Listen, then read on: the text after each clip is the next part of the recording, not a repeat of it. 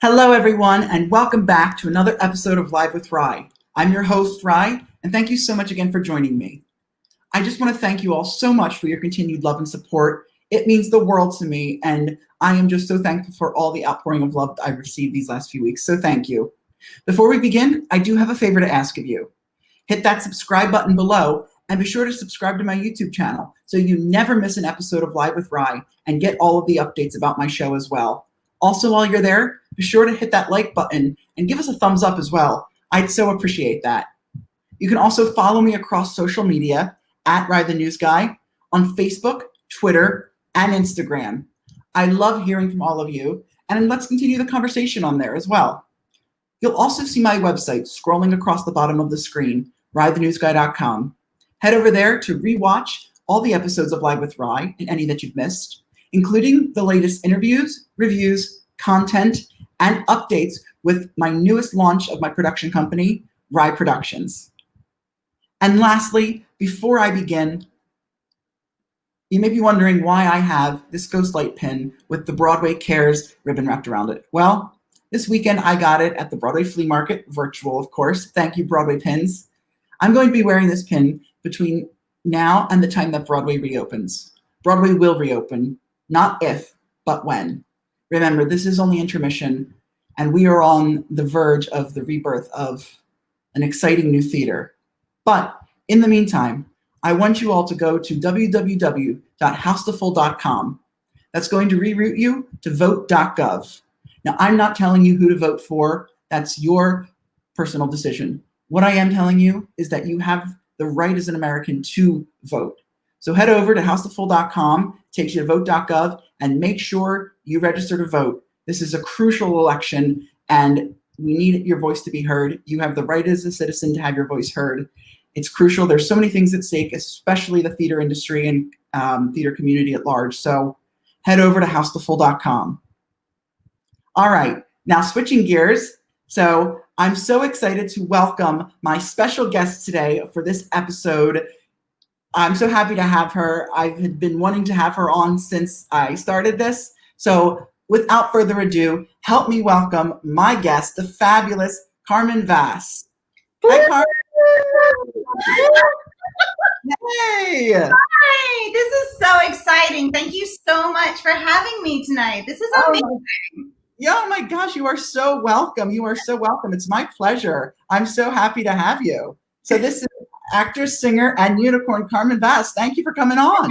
Yeah, you're very welcome. Oh my gosh, this is wonderful. So I'm in my little zenful little witchy corner for you as well. So I'm pulling out all the stoppers for you tonight.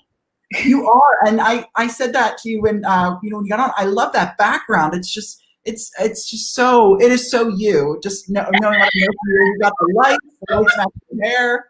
It's great. Yeah, it's my, ever since, which I know we'll get to, but ever since I really come into my own with Pumpkin Witch and Sage, creating my own little corner and space. Like I've always had an altar, like even when I've been on tour, like I've always had like a traveling shrine or altar, but like having something fixed, it's just been so fun. It's been great. So yeah.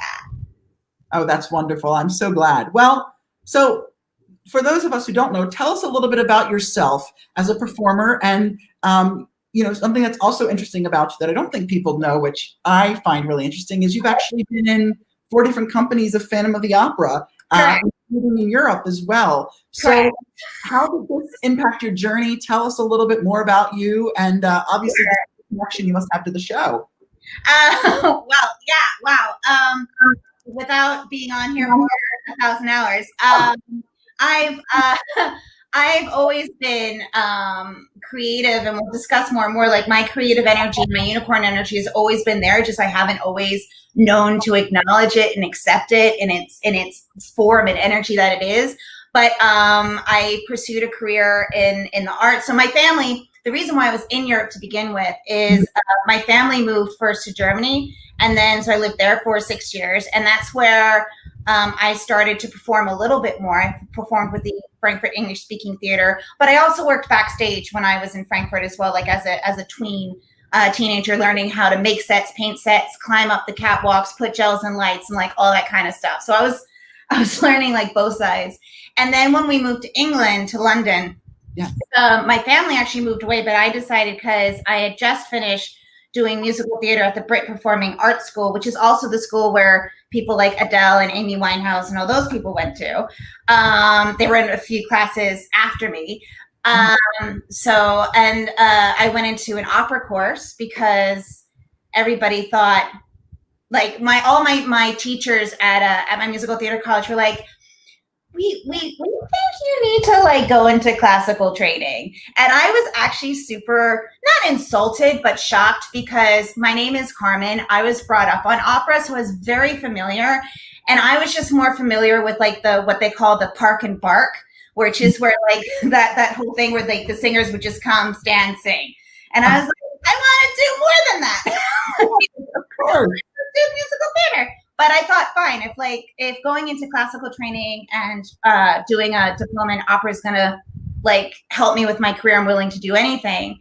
And so I then went into an opera program and I trained there. And I was the only like not ex musical theater, but only like musical theater graduate course. I remember to this day, I still had like a mezzo soprano walk up to me during one of our rehearsals. And she walked up to me and she was like, "You're not one of those singers who can act and sing as well, are you?" And I was like, "Well, yeah, actually I am." And she was like, "Oh," and she walked away. And I was like, "That's a bad thing?" What? I don't understand. No. But you know, this is also like a while back ago. But yeah, and then I made a lot of bread and butter money doing Gilbert and Sullivan, Mikado, Pirates of Penzance, and Iolanthe were actually my first West End debuts. For those of you who are watching and don't know, the London West End is basically the Broadway of New York City, but in London. So the West End, that's where all the big musical theaters or shows or plays and everything where the theater is and happens. And so I had my debut with them, and then which was amazing, and kept working with them on and off in other Gilbert and Sullivan companies. I auditioned for Phantom of the Opera for almost 10 years. What? Determined. That's determination. My first like callback was like when I was 18, and they called me back and I went to like a cattle call and all that. It was amazing to get a call back. But they called me back for like Christine stuff. And I've never been even at 18, whatever it was, like 18 to 19, I knew I wasn't a Christine. I knew that wasn't the path for me. So it just took a few more years of going back. And then I finally 10 years later, the right position opened up, which was a Carlotta understudy. And that's how I got my West End break in Phantom. And I stayed with them for 2 glorious years, which then followed into me doing the 25th anniversary at the Royal Albert Hall, which, did you notice that Broadway is like creating that Astoria drive-in with live performances and stuff? They're opening with the 25th anniversary of Phantom of the Opera. That's the first thing they're showing. And you will spot me. You can spot me. So I'm super excited. Well, wait. So that's like one of my favorite productions, and I have it on. Well, I had it on DVD. Now nobody uses DVDs anymore, but I love watching it. But I have on Spotify. I have the whole album, like from the 25th anniversary production. So I'm gonna have to like rewatch this now and now look for you. Now you can look for me. You can very easily spot me in the opening as a wild woman, clear as day. Like even because then, so after the 25th anniversary. I had a break. I did some other shows, and then I did the spectacular tour in the UK. As an I've always been a Carlotta understudy. That's been my path. But I've changed my ensemble roles. Like I started off as a wild woman, then I moved to princess, and then I like did confidant. So like I've moved through all the ensemble tracks. Right. And then luckily, I got when I finally moved back to America a year later. I got the job on the North America Broadway tour, and I was on that for 3 years. So was that the new one, the 25th anniversary? Yeah, I love that. That was it's the new spectacular, as they call it, where they I like to call it when anybody would ask me about that production, because I've obviously done both, what they call the brilliant original and the new spectacular, is I always say that they both are beautiful in their own right and they're gorgeous, and there's things that love and miss about both, like if I'm in one or the other. Right. The new spectacular one, I call it like Phantom of the Opera in HD. Just Yeah. they kind of modernized how the technology is, because I mean that show came out in the early 80s. Yes. Well, fun fact that the new production, the 25th anniversary production on tour, was the first production I ever saw back in 2015 or something. I think it was 16, because Okay. I didn't see Phantom, never saw it before. It came on tour, and I was like, well, I definitely want to see it. And it was interesting because you could tell that it was updated, from what I knew and heard. And I had a mutual friend in the theater industry who was playing Christine, actually, Julia Udine. And so I went to see her, but it was an incredible production. And then fast forward, I guess, a year and a half or two later, when I saw the production on Broadway, and it was like, oh wow! I mean, nothing compares to the original, but you're like, wow, they put that on steroids, the tour, with all the updates, and made it very 21st century. Yeah, I mean it's still a period drama, but yeah, the way that they have that amazing wall that rotates. The nice thing is I love the staircase in Masquerade in the original, which is beautiful, but it's so it's such a huge piece that it actually slows down the show, like it does, because it slows down the next scene, the Jiri corridor scene. So the fact that they just had that rotating wall just means like it was just such a fluid show. So yeah. I always say, like, me and Phantom of the Opera have had an on and off relationship for probably over like the last 8-9 years, something crazy like that. So wow, I love that. Oh my gosh, yeah, I saw it twice, the tour. So I was, it was really good. We'll have to compare dates later, and maybe when I was in it, that would be hysterical. Well, you have to check, because I used to get my playbill signed, so I'll have to look. You may have seen my playbill at the stage door one night. That's hysterical. That is hysterical. I love it. What I really loved while I was on tour in America, because I just didn't expect it, I would get wonderful people at stage door asking for signatures. And some had actually seen me in the West End production, because they were Phantom, like they love Phantom as well. And they were Phantom fans with a PH, fans.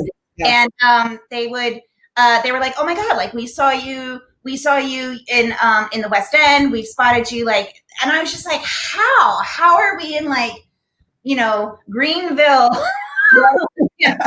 You've seen me in London. This does not make sense to me. But yes, Phantom has been amazing. It's always kind of come around in new fabulous ways. It's also, even though I know the show, I've always discovered new things about the show.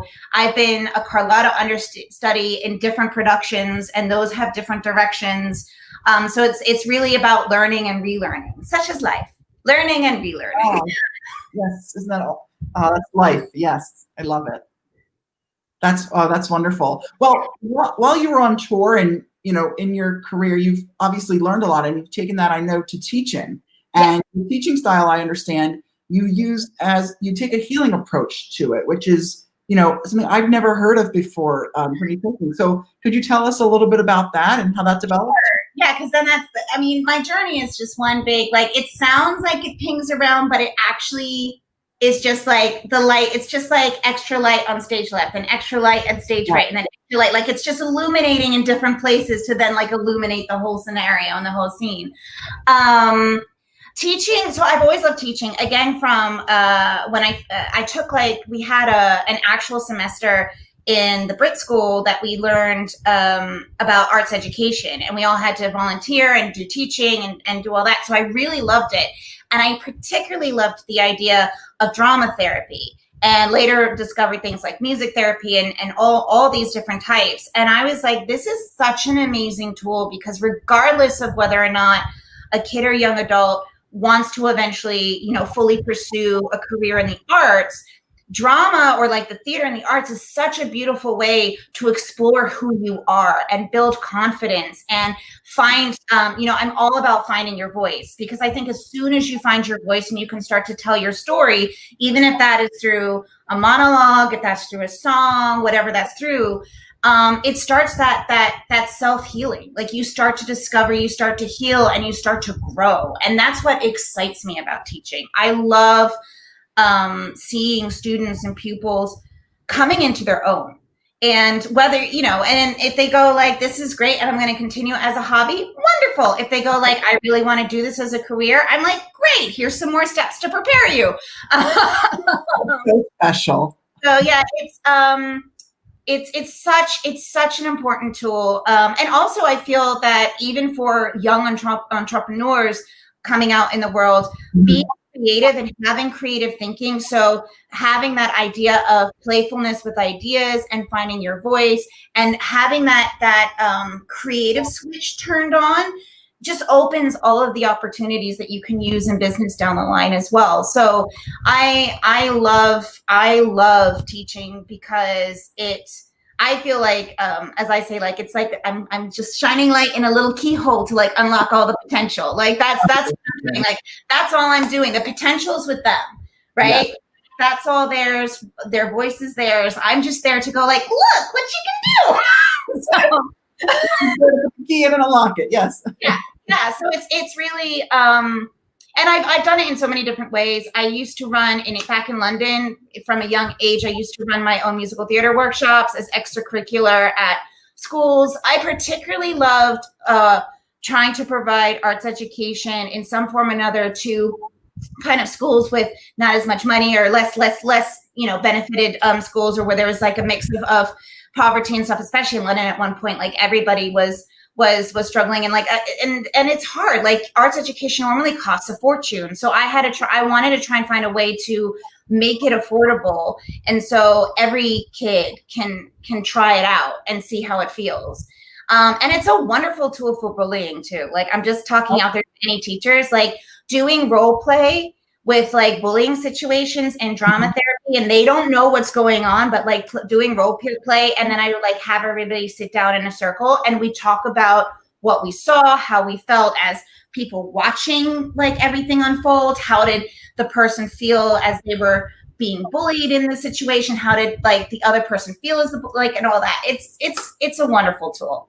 It is. It really is. And it's interesting you say that. I was always curious about London's arts education scene and what they had a lot of support. And that's interesting to hear. Sort of, unfortunately, like America, it doesn't sound like it's very...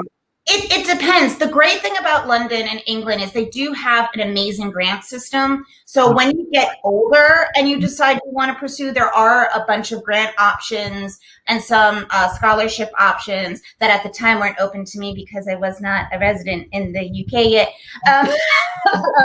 But there are a lot of options. I'm talking more what they would call like secondary school. So I guess what you would call kind of high school, or like right before you go to uni. That's where if you're doing it, you're paying more for it, so to even discover if you're doing it. So yeah, it's the same, especially right now with everything that's going on in London. All of the arts is struggling just as much as it is over here. So, and it's so painful because that's actually the one country on my bucket list that there's many, but I want to get to is London and the West End and just all the history that England has. And so it's especially sad to see because the West End is so historic. So, but you left your mark on it, and that that says something. But when you do go, tell me. And I have an actual little Google interactive map that I've created for all my friends and over there. So you can see all like the hidden spots. You can see like real London, which is always fun. And yeah, it's as you said so wonderfully beforehand, theater is going to come back. The West End is going to come back. Broadway is going to come back. Regional theater is going to come back. Everything will come back. It's going to have a beautiful transformation with everything that's been going on, all the amazing movement that's been going on in the world today, not just like all the negative stuff, but all the great stuff that's been happening. So it's going to be really exciting to see. And also people forget, theater came from like ancient Greece, like if it's this long, it's gonna come back. It's gonna still be here. So I think we'll be good. It's just the waiting, that can be tough. Very tough. You got that right. So you mentioned about your healing energy work. How did you get started with tarot and healing energy work? And sure. I understand that you got your first tarot card deck in London. How did that change your life? Oh, wow. Okay. So again, like I always call, when I talk about things like this, I always say, this is the back of the book version. Like, this is like the snippet, because like you have to read the book to get all the ins and outs, but I'll do my best. Again, I've always, well, actually the real start of me just being aware of meditation was when I was a child. I actually used to suffer from what was described as night terrors. But let's just say I also would see things. We'll just put it like that. I would also see things. And these things would scare me. And so my mother from a very young age taught me about protective meditation to just try and help with all that. So I was very fortunate to have that from a young age. And knowing that and having been part of that, and also my family wasn't particularly religious in any way. My mom did a little, like she had like a few crystals, and she dabbled, but she didn't do anything much like with it. No. And my best friend was Hindu, and they would always have me upstairs, and I could like pray with them and learn about all the Hindu gods. So I've always been somebody who thought like, wow, like there's so much out there. Like, this is amazing. Like, there's all this amazing energy out there. Some of it, which was scary. So I've always kind of had some core connection. And it's just taken, as I said, this little shed of light journey where, so fast forwarding to before Phantom, I was aware, like I would always sense, like what I then learned much later was called an empath. But like, I would always ask people like, how are you?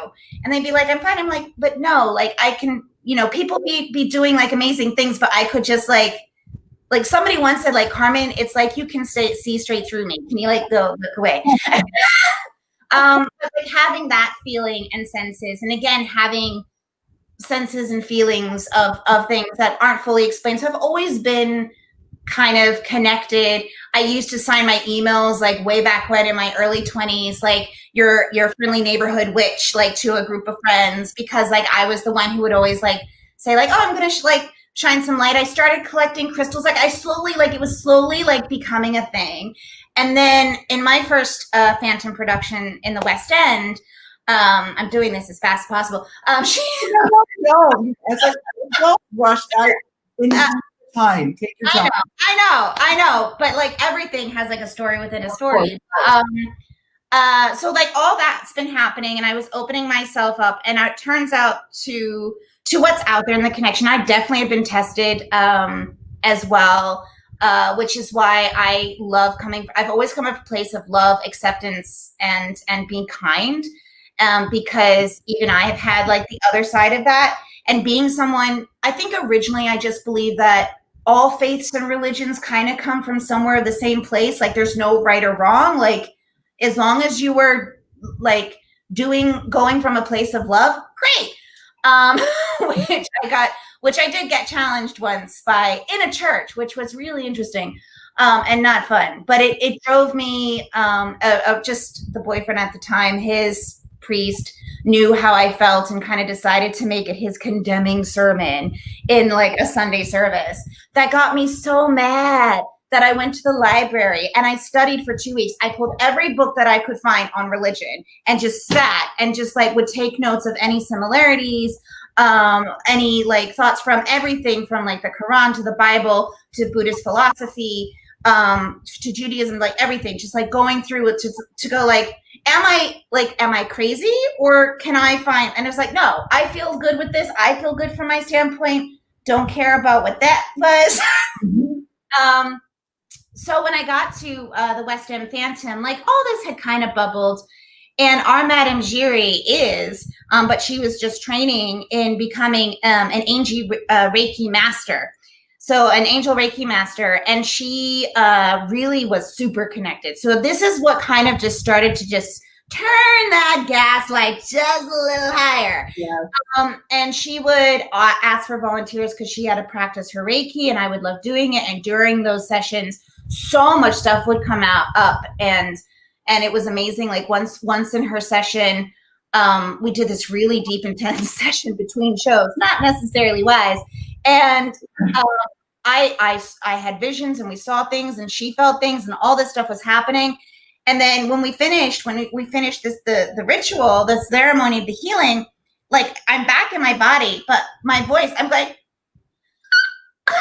I couldn't talk. And she was like, oh gosh. And she like got like all the tiger's eyes and just was like, hold these and sit there and keep breathing. Like, you're coming back, you're coming back. So she was amazing. So she was really kind of an instigator. She was also very much about the power of thought. And one day she came in with this, and it was still wrapped in plastic. And she was like, this has been sitting in my drawer for years. And all of a sudden, for some reason, I opened that drawer and it said, we belong to Carmen. And so she brought it in and she was like, I think this is yours. I was like, oh my gosh. Yeah. And ever since, so this was my first deck, and it's kind of a beautiful love oracle deck with like, just to like give ideas, like it's just got like this beautiful kind of imagery on it. Wow. And that's where I started. And this deck became very in tune to me and was something that I would turn to very often. And then, there we go.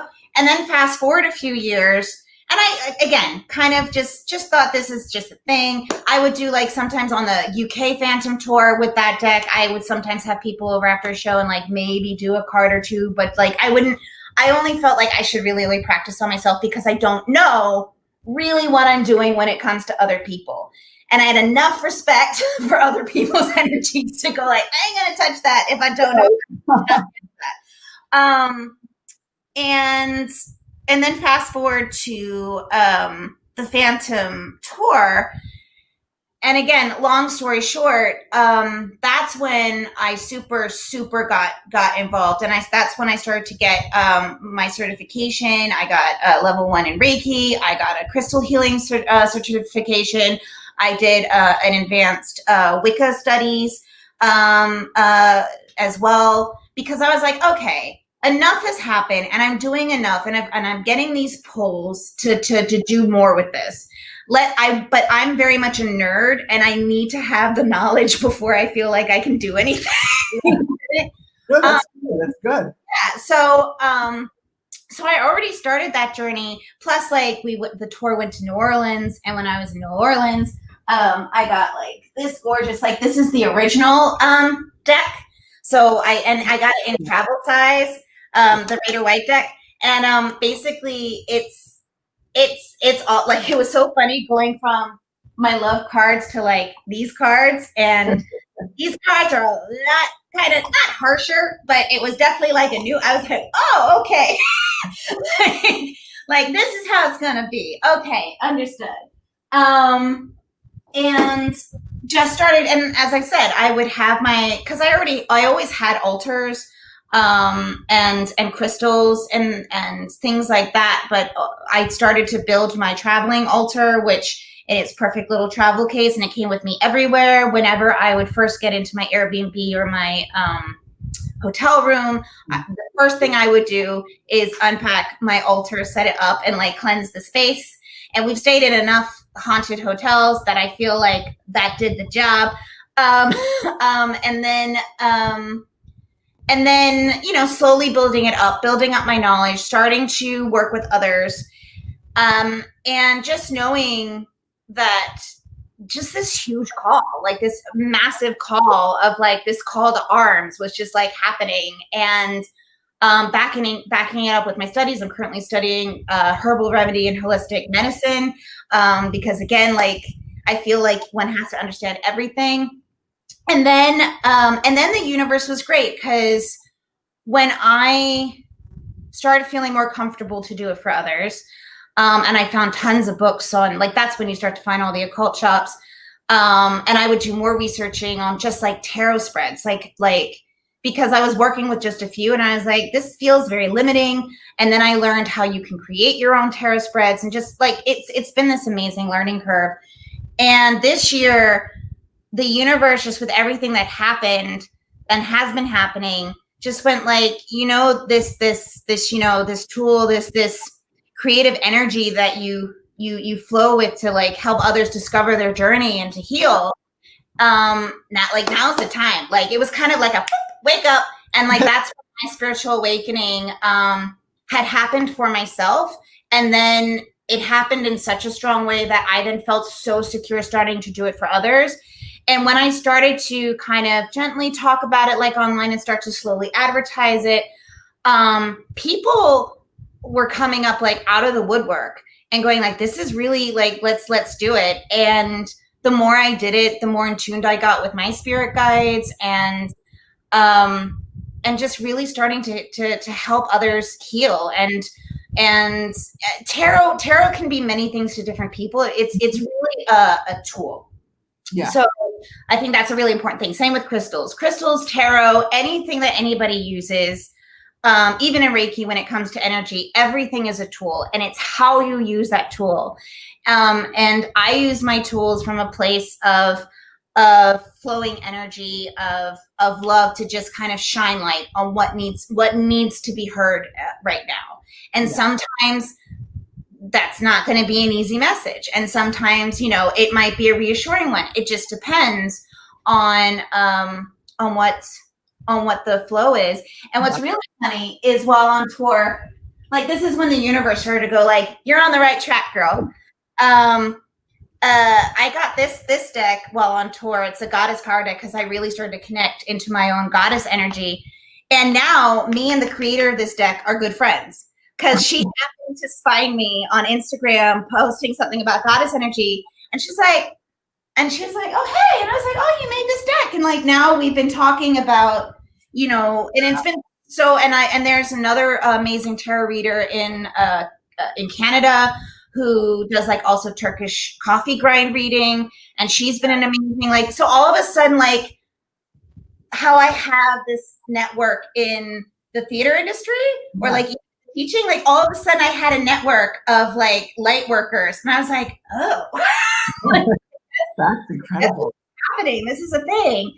And it's been difficult. I will just quickly share that the interesting, and I think the thing that's why I talk about it being a tool, is I feel that there's been so much noise happening this year. There's been so much noise, and we're being pulled in so many different directions. And it's amazing that so many of us have found our voice, but we also feel like we're shouting against like a shouting wind sometimes.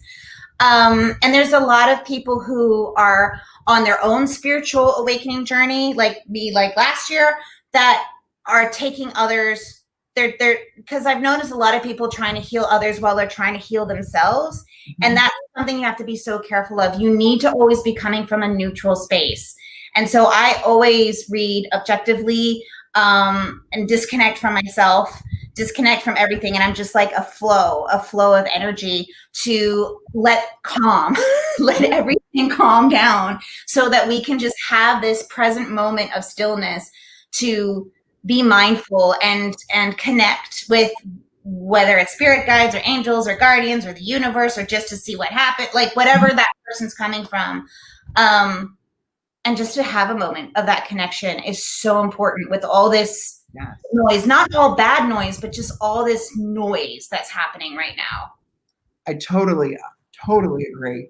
And you mentioned with connections and stuff, I wanted to talk about, you discovered your unicorn nature, I believe, while on the tour of Phantom. Yeah. And how did you discover that, and what does that mean to you, and how does it play into everything that you do sort of in your daily life?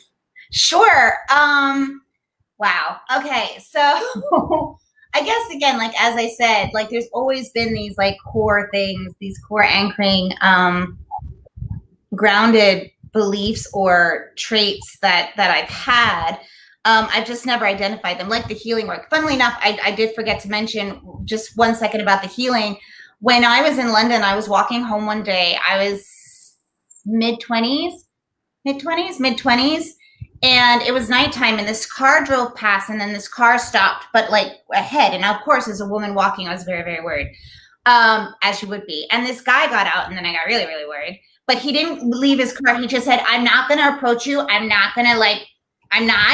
I just have to say, your aura is amazing. Have you ever thought of healing work? So if he's out there watching somewhere, I'm doing it now. Wow. He was like, I just want to say, like, your energy is like just off the charts, and like, you need to think about it. And I was like, this is the weirdest pickup line I've ever had, but okay. And he just got back in his car and drove off. So anyway, so the unicorn, again, this is my own personal growth, right? That's why like now I can be in a place to help others heal and grow, whether that's through teaching or through my energy healing work. And while I was growing and having moved again and then being on this tour and just constantly learning, I'm sure you know the grind, like you're constantly learning about yourself. You're also living in this kind of pressurized cooker system where like all the feelings are either amazing or awful. There's never balance, kind of like 2020. Yeah. And so I've been doing all this work and just starting to identify myself as a unique individual, like, which we all are. And this is always like, I always say the secret is the way I see everyone is we're all unicorns, just not everybody knows it. Like that's the way I see it. I think everybody is beautifully unique in their own right. But what I hadn't done is I hadn't accepted my full, unique, gorgeous everything, like with the points, with the pointy horn to like the crazy tail, like the whatever, like I hadn't done that yet. And I started to identify, and this was in my own personal work as well. Like I just started to really identify with the idea of a unicorn. Like it came in, I've always liked unicorns, but I was like, I kind of feel, because again, like the idea of hope, like unicorns are such a big sign of hope and love. And kindness, which is why kids are drawn to them, right? Like, and magic. Yes. And then it was, funnily enough, it was this San Francisco understudy rehearsal where our resident director loved to put themes for an understudy rehearsal to make them interesting. So he themed it, come dressed as your spirit animal. And I was like, well, now's the best time as any. But I went more of like a humanized version of a unicorn. So like I got a pink wig because my hair was still blondish at the time, not beautiful purple like it is now. And I had this pink wig and I like put like these sparkles across my forehead. And I had like a sequin unicorny like top, and I had unicorn leggings, right?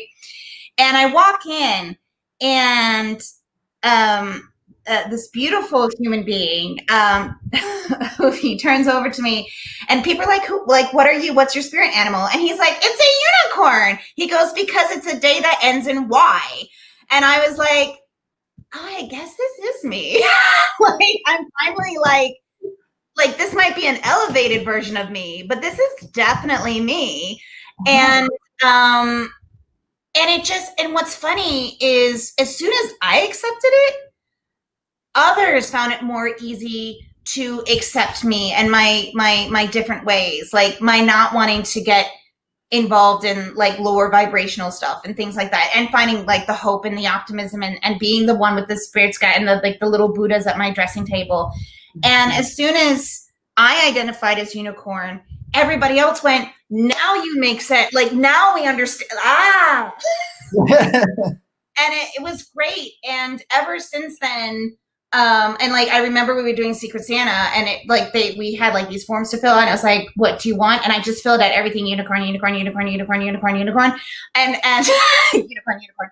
And I remember so many people going like, "We really hope we get you because it's just gonna be a blast, like whatever happens." But yeah, it's definitely helped me tap into my my otherworldly being. It's been kind of helped guide me as well with my own spiritual work and now my spiritual awakening and my healing work. Having that it's all about that pure white light energy.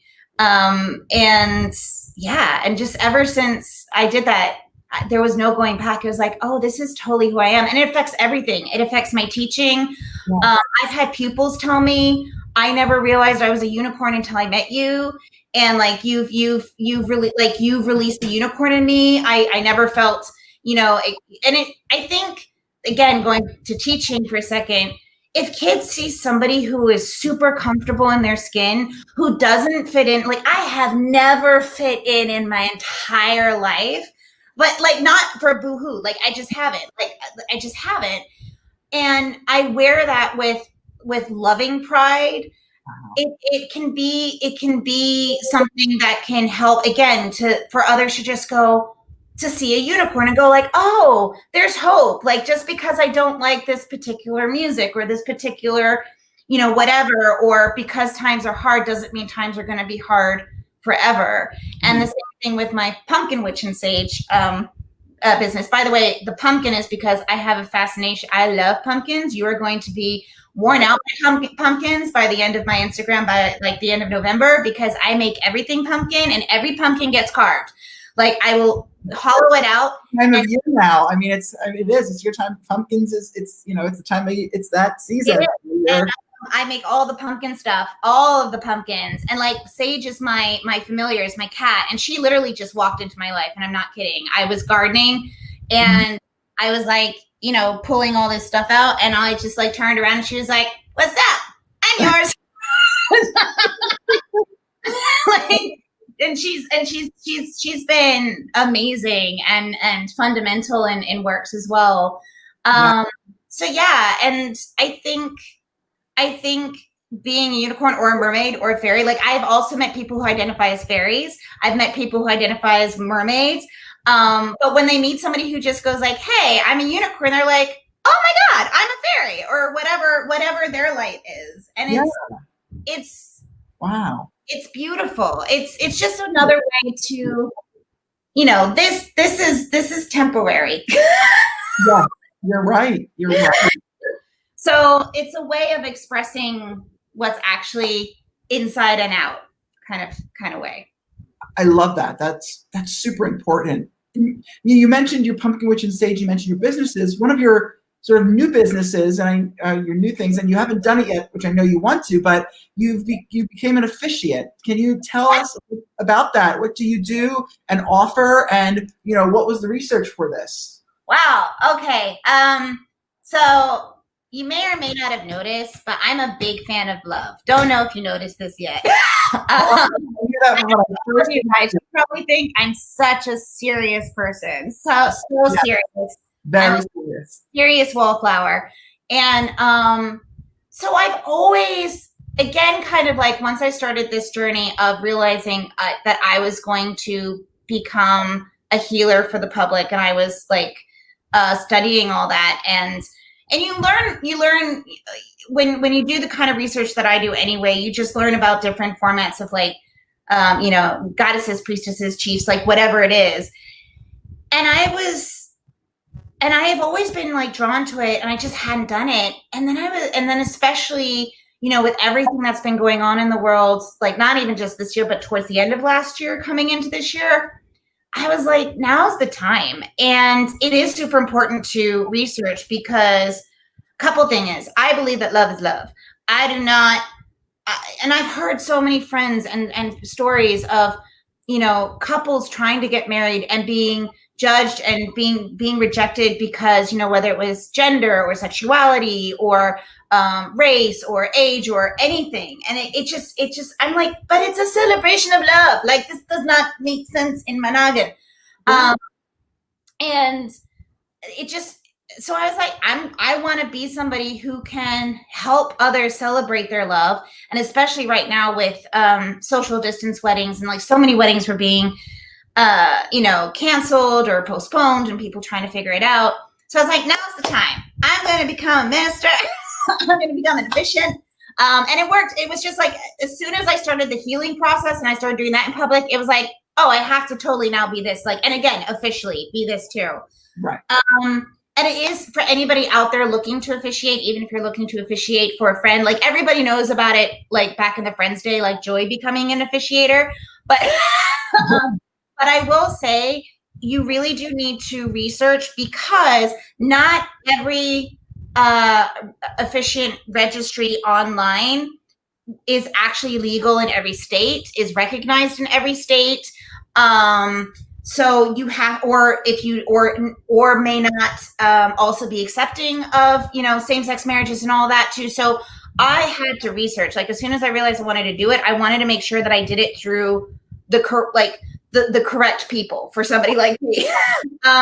So I found the American Marriage Ministry, and they are amazing. They're actually set up and registered with the government as a nonprofit of, what is it called over here, 510C or 501C? Yes.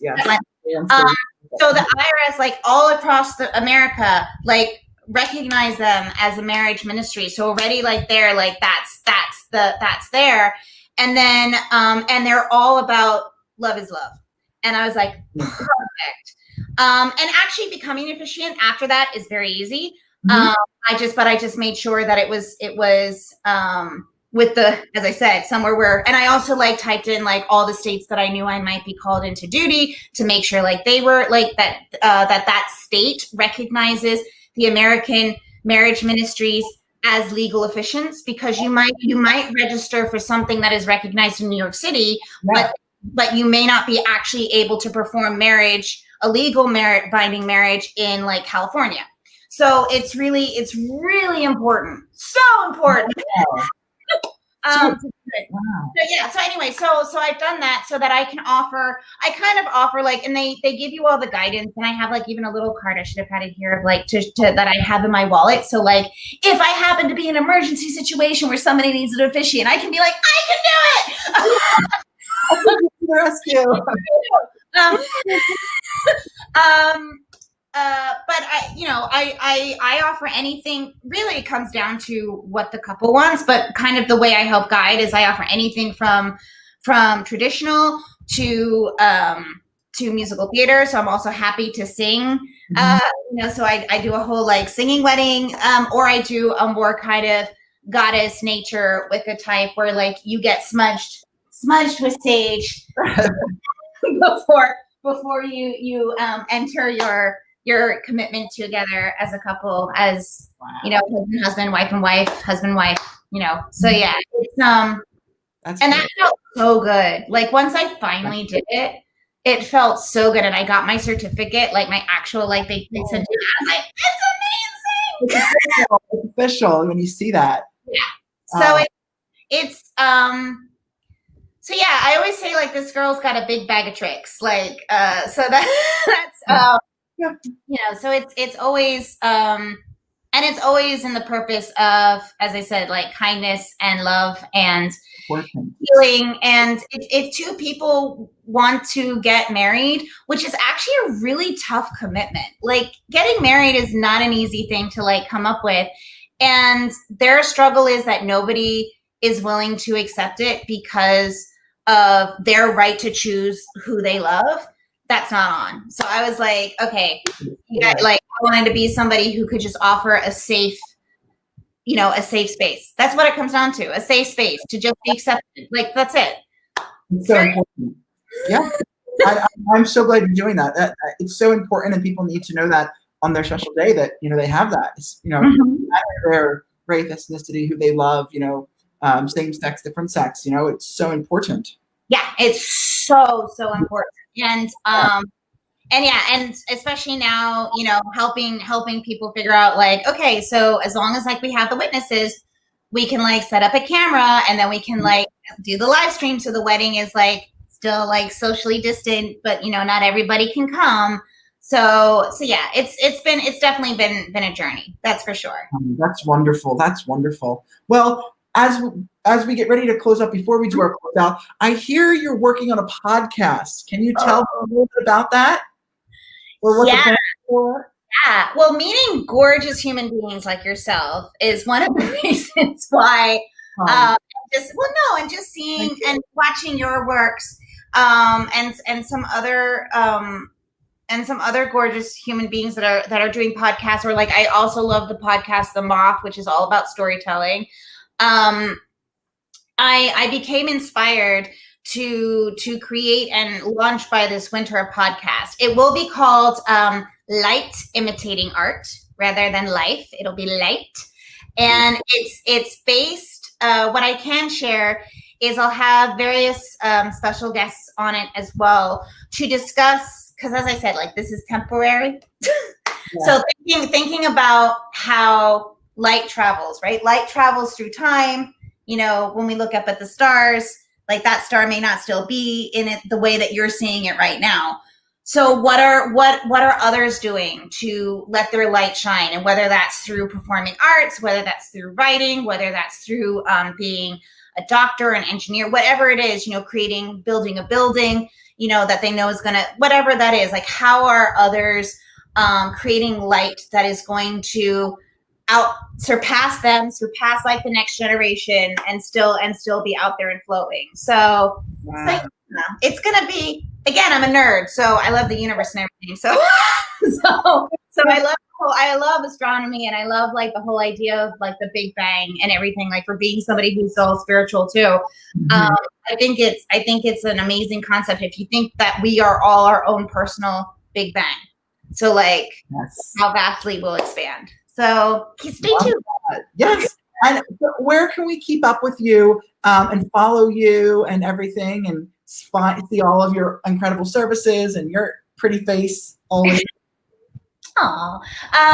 So you can definitely find me at carmen.vass on Instagram.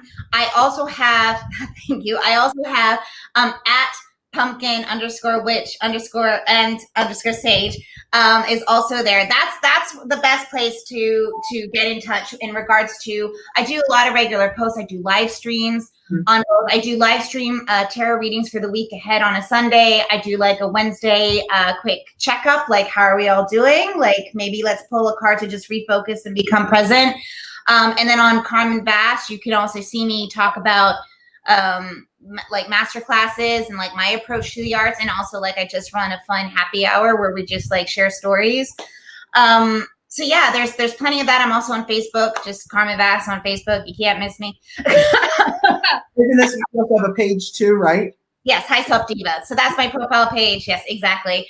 That was my first ever like email address, High Self Diva, because I thought it just fit the bill perfectly. It's perfect. It's perfect. And of course, you can follow her on her website as well. Yes, www.carmenvass.com, and everything is on there. Everything is in that website. So you can find my performing arts history. You can find my producing. You can find my pumpkin witch and sage, my officiating, my teaching, everything. Love that. Love that. Now, as we get ready to close out, Carmen, I know we have something, very special that we're going to close out with, and I'm so excited for it. You're going to give me 1 second. I actually going to plug in my computer, so we'll take a 5-second break. Give me 1 second. I don't want us to die on us. No, dying. That technology should not do that. Not in front of such a wonderful interview. It's live, people. No, I don't want. I want us to be charged. There we go. By the way, I love your musical posters that you have in the background. Oh, thank you. That's just 3 of them. I got another 4 hanging up over my bed, and I still have to hang Phantom. I've got my Phantom poster, the original one that's going to go next to here, and one more still. So how dare you not have it up in time for this interview? How dare you? It didn't even connect. It's been sitting here. Oh. Waiting to be. I got to literally hang it. You're right. I'm sorry. Terrible. No, I'm teasing. I'm teasing. It's all a tease. So yeah, so we were discussing, and I thought it would be fun because normally, so just to give you an idea, when I do a tarot reading session, I offer 3 different types of readings. I offer a 5-card read, which is about the self, something to let go of, something to keep, and the unknown.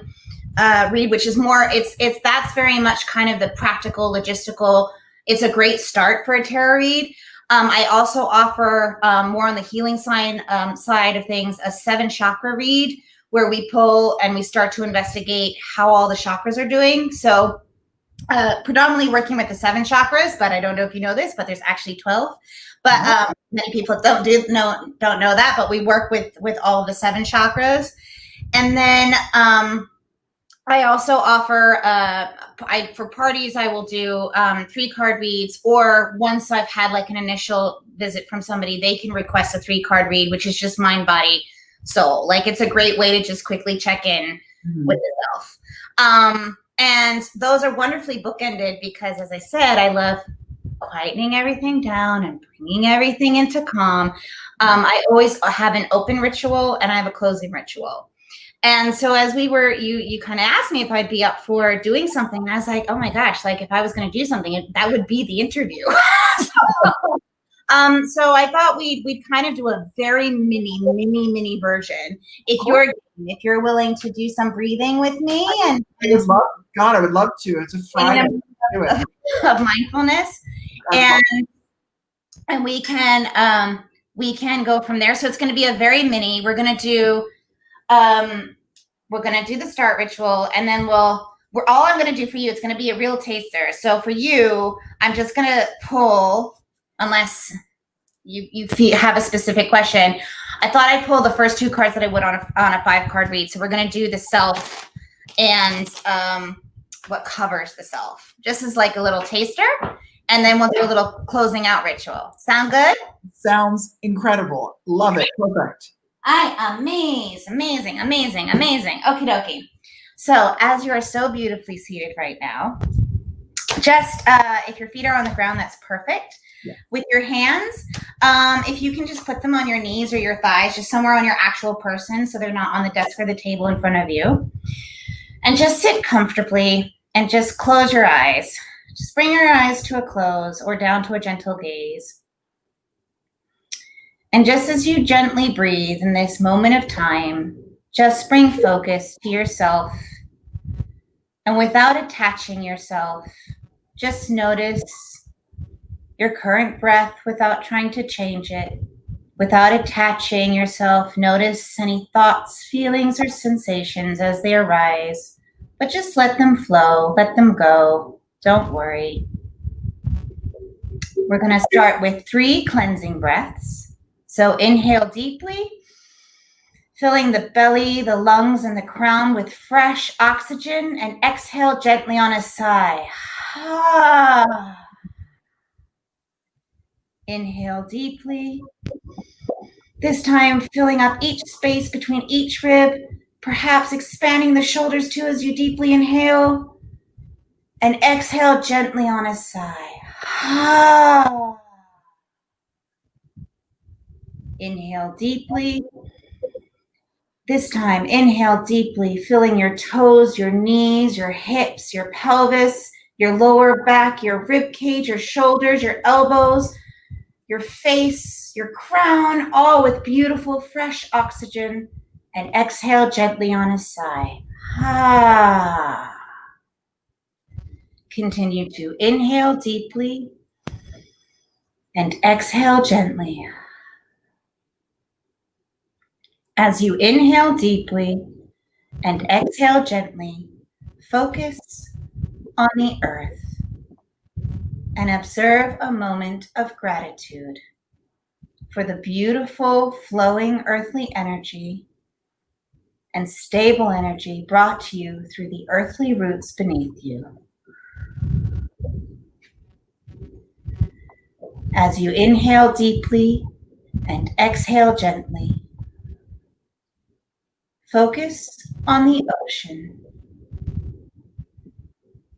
and observe a moment of gratitude for its cleansing tides that wash away all fears and doubts and leave behind crystal clear clarity.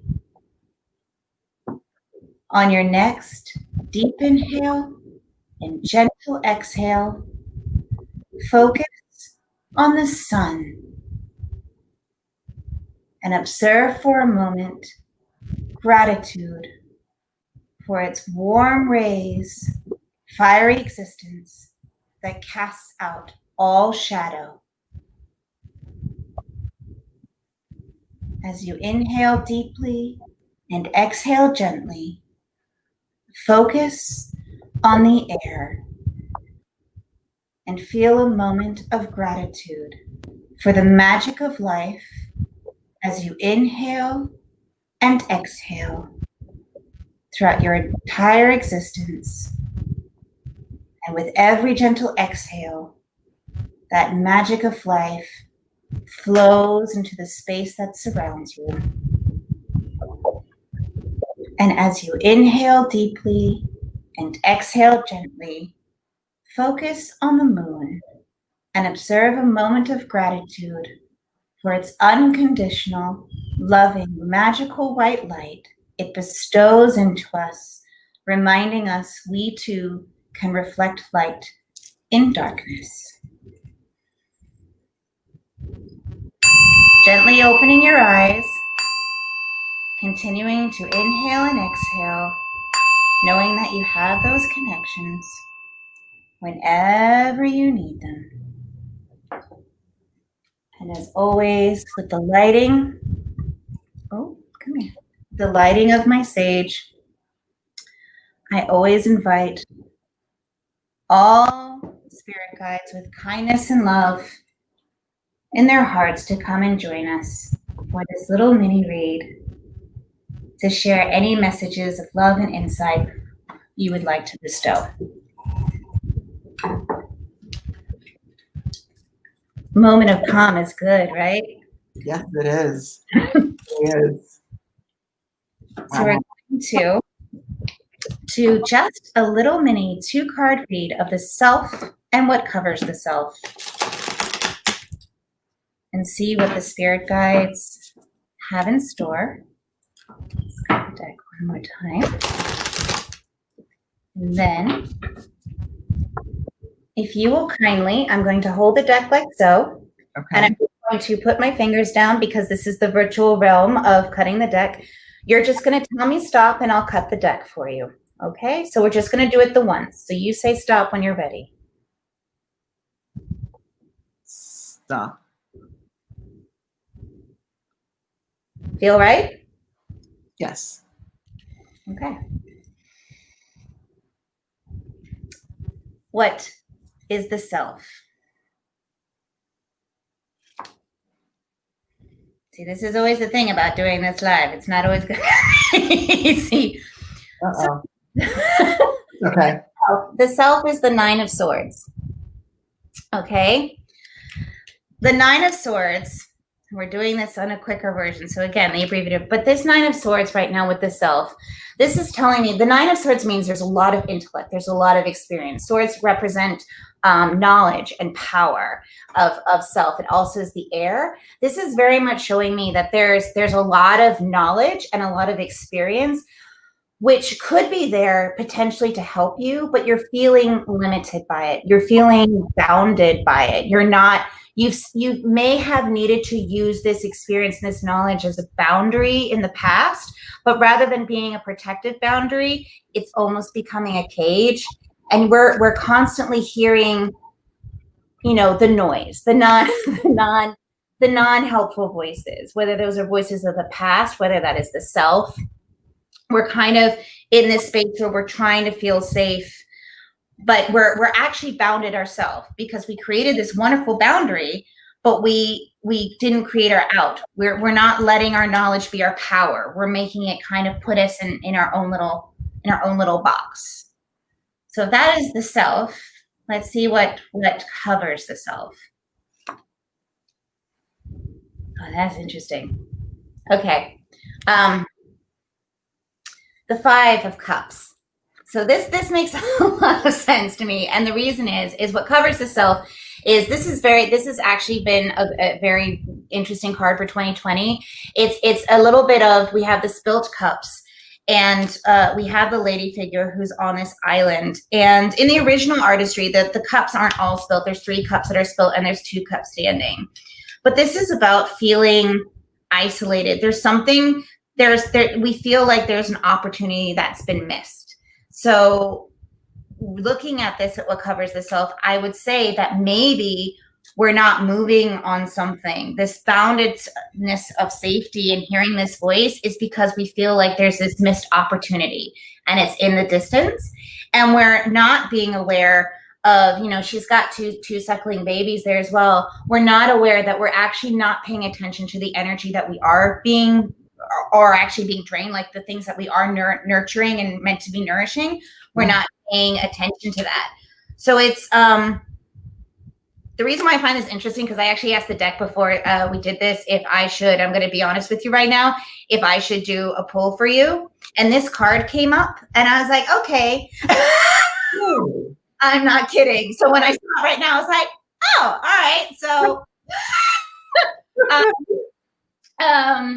Wow. and you cut the deck. So I have no, but like, but I do feel that there's this sense of covering on top, which might be why we're not allowing ourselves, and I'm not doing the full 5 card read. So the rest is to be discovered in a later one. But this is by no means a negative card. Because as I said, it's the 9 of Swords. You have the experience and the knowledge.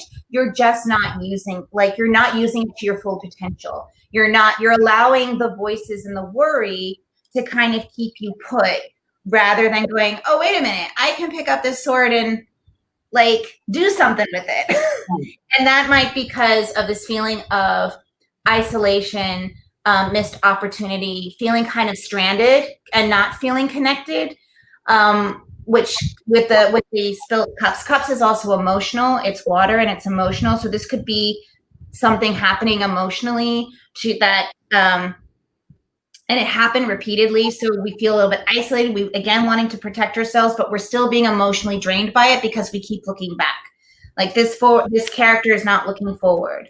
Neither is the 9 of Swords, because they're too involved of not facing the actual situation at hand, which is you can pick your cups up and fill them up. It's just right now there's this distance thought. So that was like a mini version. Gosh, I wish I was doing a full 5 card read. I might finish this for you afterwards and send you a picture of it, because I'm very intrigued. But let's do a quick breath of closing, because I know we need to do that. So again, hands gently on knees or thighs. Oof. So just taking a moment in this present moment to observe the self, and without trying to change anything or attach to anything, just notice your breath, your thoughts, your feelings, even any tension that may have come into the body or any relaxation that's come into the body. Just take a moment to notice the self.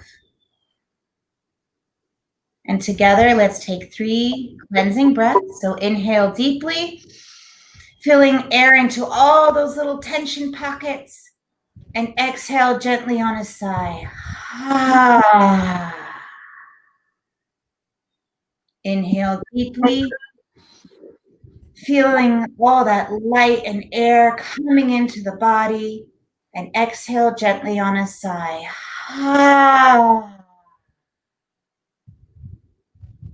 Inhale deeply and exhale gently. And as you continue to inhale deeply and exhale gently, we take a moment to observe, a moment of gratitude, and thank the earth for her nourishing roots of stability. We thank the ocean for your cleansing tides.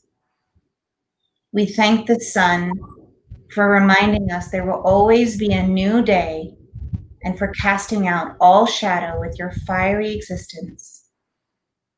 We thank the air for the magic of life that we inhale and exhale throughout our entire existence. And as that air we exhale becomes our surroundings.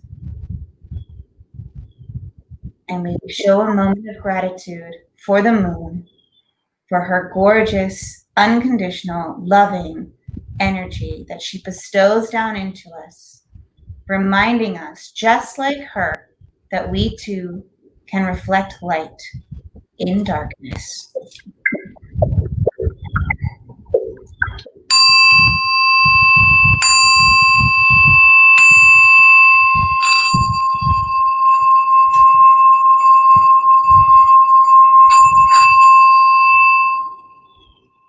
And in your own time, you can blink your eyes open.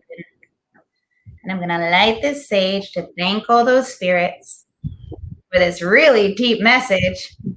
Hi, spirits. You don't understand the conditions of live TV, do you? They're like, well, you asked. But it's always it's always wonderful because that's the other thing.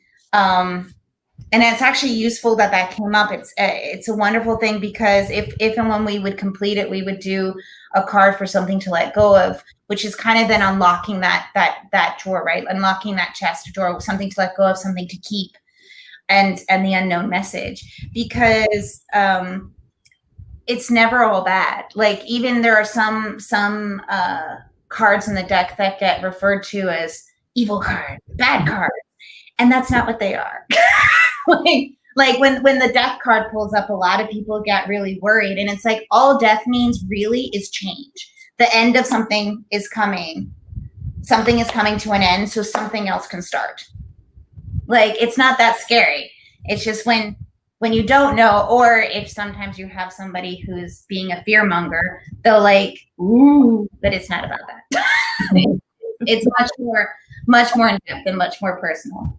So how do you feel after that little mini read? And that was a very mini ritual. Yeah. It would be like, that was absolutely incredible. And I mean, those two cards you pulled and what they stood for, I mean, that was wow. It really was very interesting and totally kind of on point. So that's what's even more, so I always find fascinating about this, is that like it was true, what they were saying was, true. So it's very interesting, It's always, and as I said, the 5 of Cups comes up a lot at the moment because we all feel isolated in our own ways.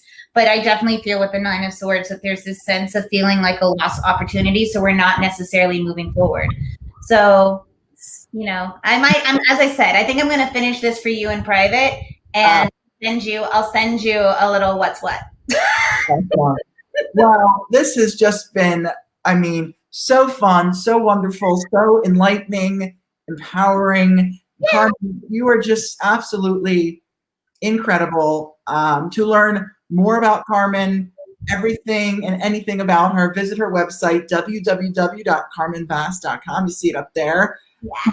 This was just so empowering, and I encourage everyone to go to her website, check it out. And or DM me on Instagram if you have any questions or want to find out how you can, I'll send you all the details of how you can either have a reading or have a session or have a teaching session, whatever it is. So yeah. Incredible. Well, thank you so much, Carmen, for your time, for doing this. I appreciate it. You've been wonderful. And thank you. Thank you. Yay! And I love what you do. Keep